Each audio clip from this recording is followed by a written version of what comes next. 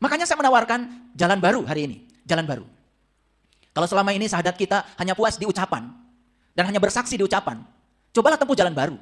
Karena syahadat itu adalah pengalaman spiritual. Syahadat itu adalah penyaksian. Tidak mungkin kita bersaksi tanpa menyaksikan.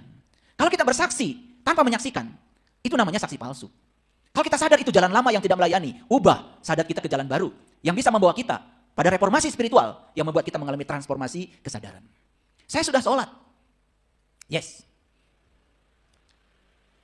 Tapi sholat hanya mengingat bacaan.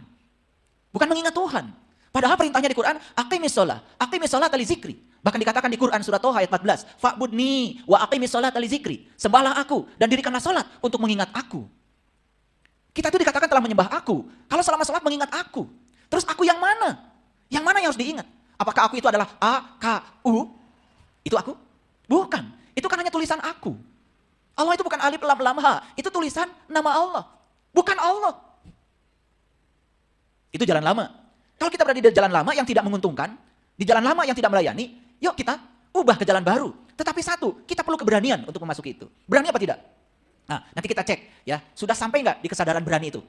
Jadi kalau mengatakan berani menggunakan persepsi pribadi, mungkin sudah berani ya. Tetapi nanti cek, apakah beraninya Bapak Ibu cocok dengan indikator yang disampaikan oleh kesadaran David Hawkins atau tidak?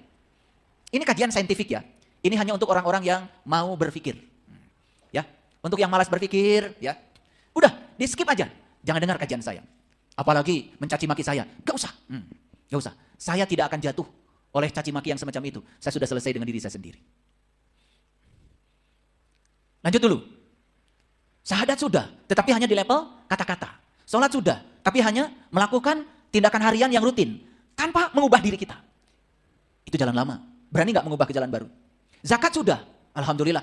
Ya, zakat mal sudah. Zakat fitrah sudah. Tapi zakatnya baru di level harta.